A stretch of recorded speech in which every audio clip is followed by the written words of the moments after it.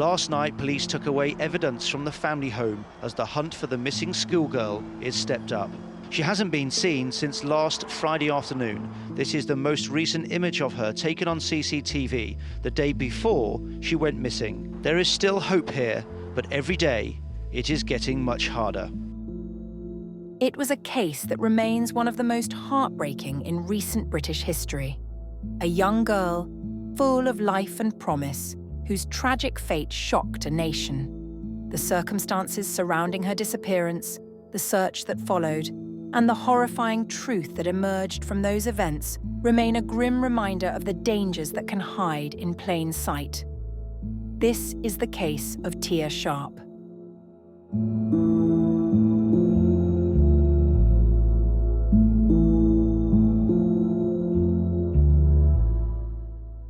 Tia Sharp was born on June 30th, 2000, and grew up in New Addington, southeast London, a vibrant suburban area where she lived with her mother, Natalie, her stepdad, and 2 half-brothers.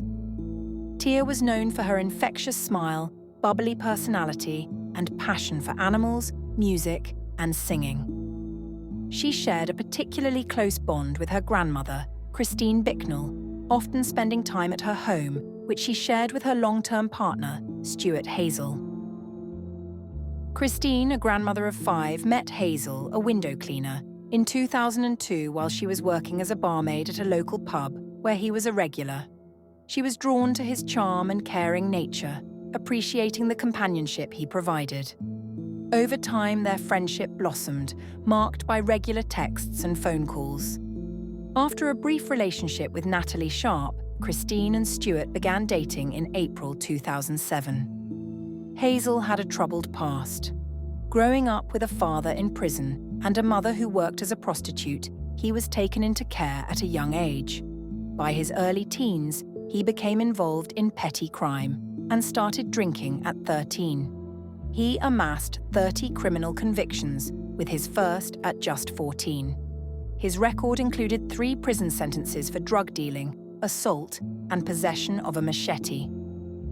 Despite his challenging history, Christine loved Stuart deeply, describing him as affectionate and good with children. Tia had a close bond with him, affectionately calling him Grandad at his encouragement. Tia loved spending time at her grandparents' house and always looked forward to her visits. On August 2nd, 2012, she was excited to spend the night there. The house gave her more space and a little time to herself, which she enjoyed. Her mother dropped her off at the tram station to ensure she arrived safely. Hazel met her at the platform at the other end.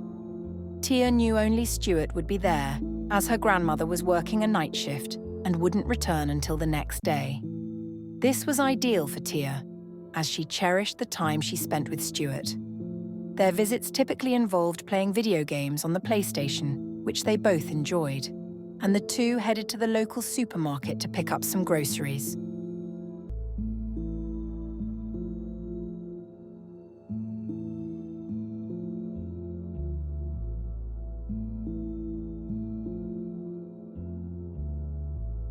That evening, Christine called to check in, and Stuart assured her that Tia was happy and settling in for the night. However, when Christine returned home the next day, Tia was not there. Initially, this didn't cause alarm. Stuart mentioned that Tia had gone into town around midday to buy new shoes and had taken the bus. But as the afternoon went on and Tia still hadn't returned by 6 p.m, Christine grew increasingly worried. It was unusual for Tia to be gone for such a long time. Christine reached out to Tia's mother to see if she had heard from her, but Natalie hadn't received any messages from Tia.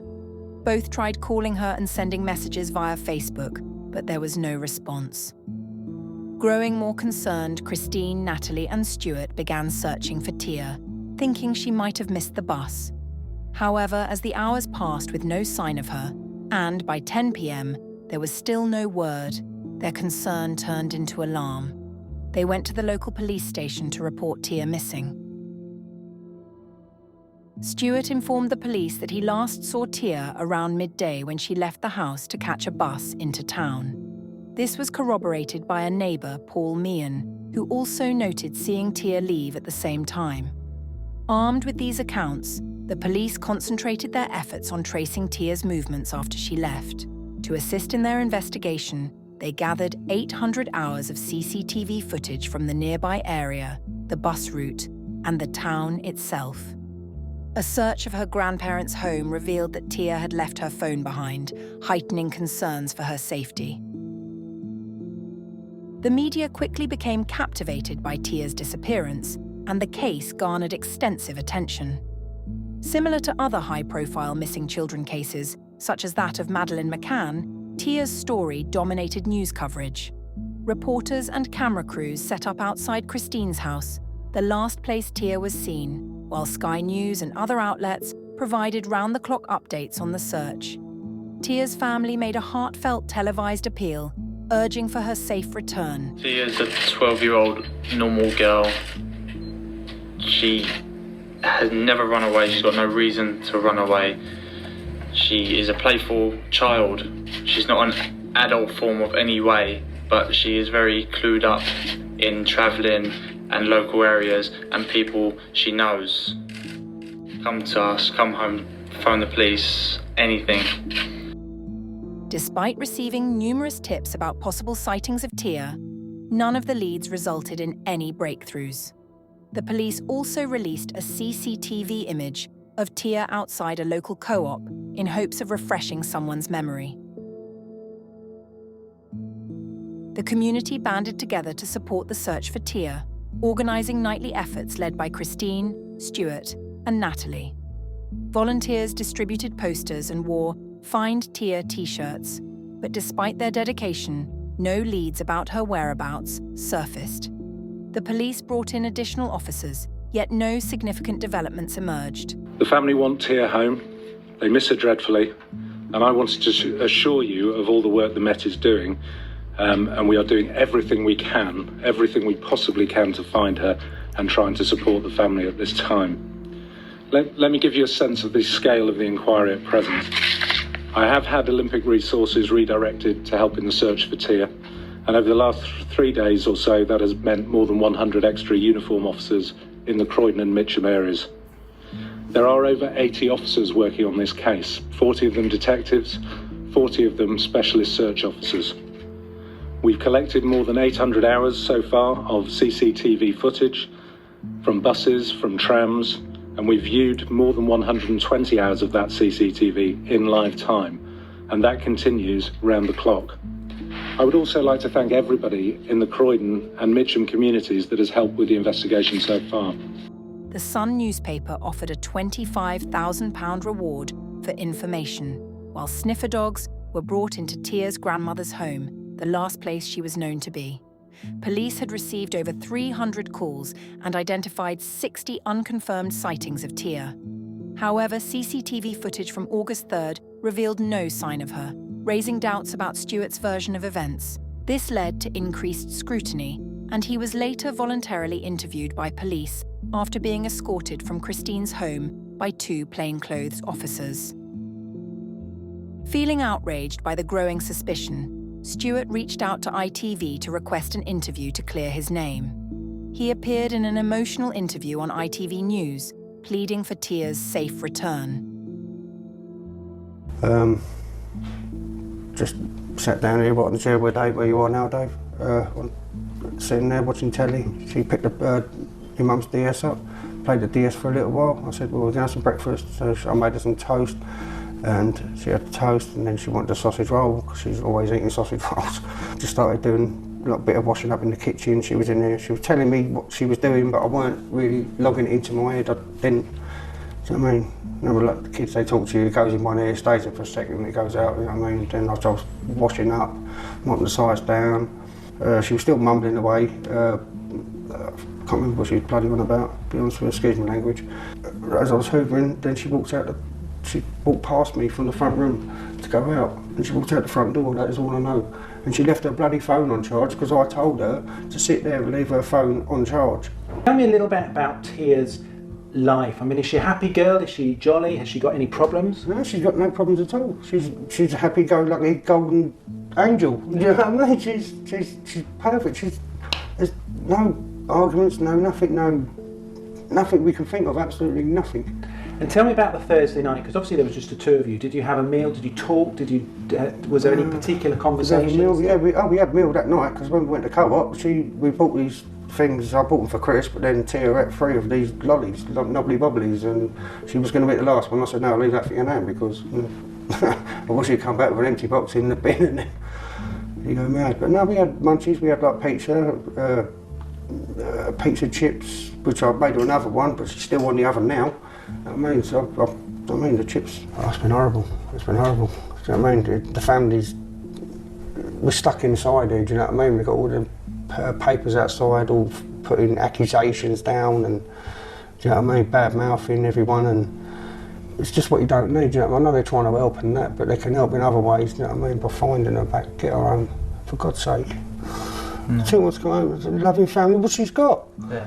Just everyone's. It's silly, do you know what I mean? All the hearsay in the papers, they're digging up on previous, which has got absolutely nothing to do with it, and they've even got that arse about face. Everyone's got a silly past.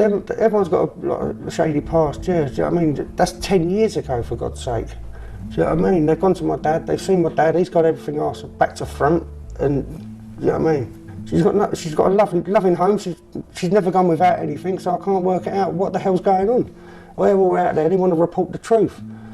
Yeah. Do you know what I mean? They're just reporting what they're talking to people around here that don't even know us and getting things off them, but they don't know anything. Do you know what I mean? They're just going on hearsay. Everyone going on hearsay. Well, if they believe what they read in the papers, they can do whatever they like, because I know deep down in my heart that Tia walked out of my house. She walked out of there, and I know damn well, because she was seen walking down the pathway. I know she made that track down to that way. What happened after that is, I don't know. The day after the interview, Christine woke up to an overwhelming odour filling her house. Despite her efforts, she couldn't identify the source. Stuart had left early that morning to buy a newspaper from the shop. Later, the police informed Christine that they would be conducting another search of her house that day, the 4th one so far. During this search, they made a heartbreaking discovery and finally traced the source of the smell. In the loft, they found a body wrapped in a bedsheet and bin bags, along with a bag containing clothing and a pair of broken glasses.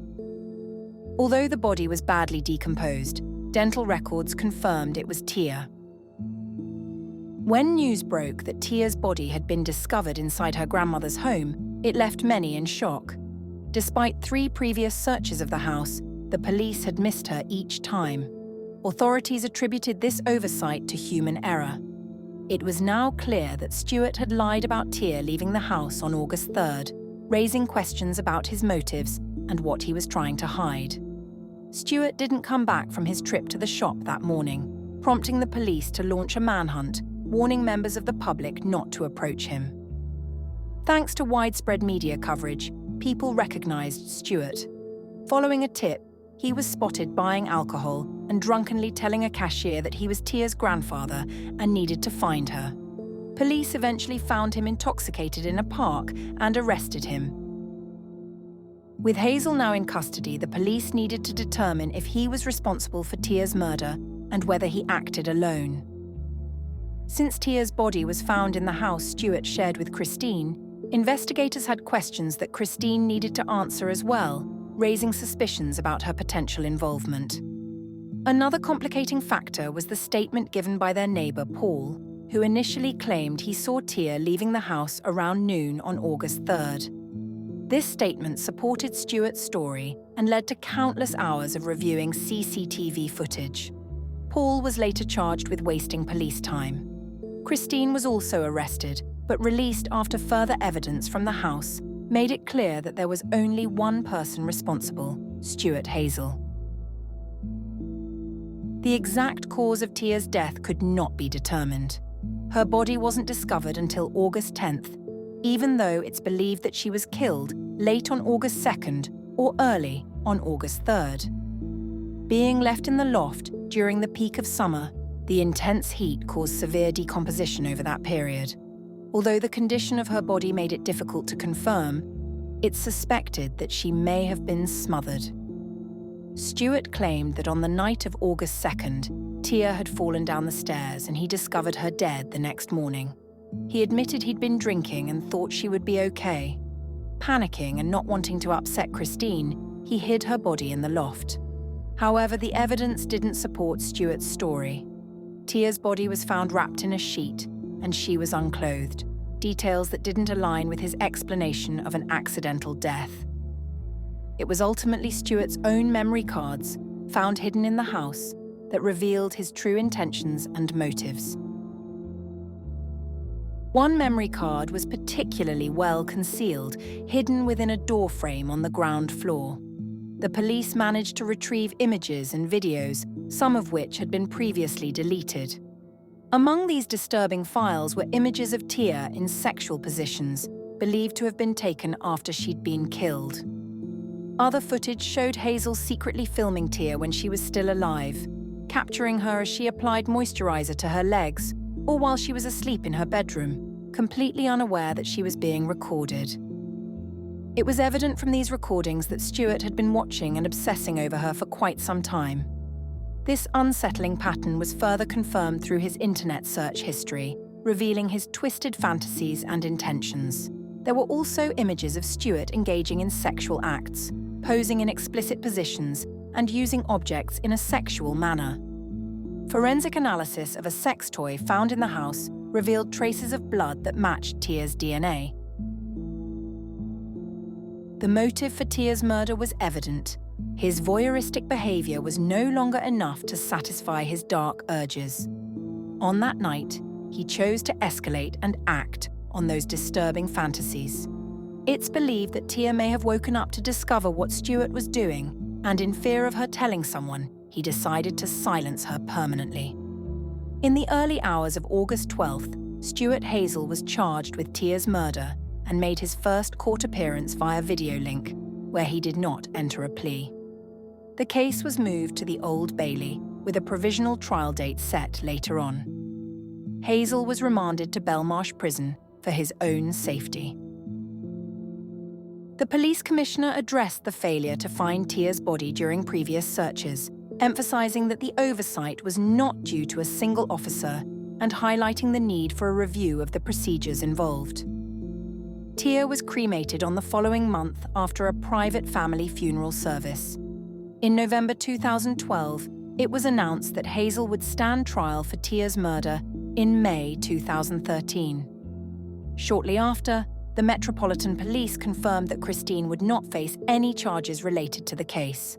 Hazel initially pleaded not guilty to the murder when he appeared in court in March 2013. However, when the trial began in May, he changed his plea to guilty. During sentencing, the court highlighted the seriousness of the crime, emphasizing Tia's young age and the profound betrayal of trust.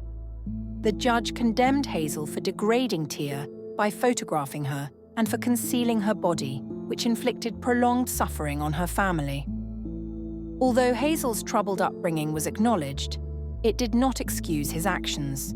His late guilty plea earned him only modest credit, as it came after significant distress had already been inflicted on Tia's family throughout the trial. Stuart Hazel was subsequently sentenced to life imprisonment with a minimum term of 38 years, meaning he would not be eligible for parole until he was 75. Tia was a sparky girl who was full of life, but you took that life from her.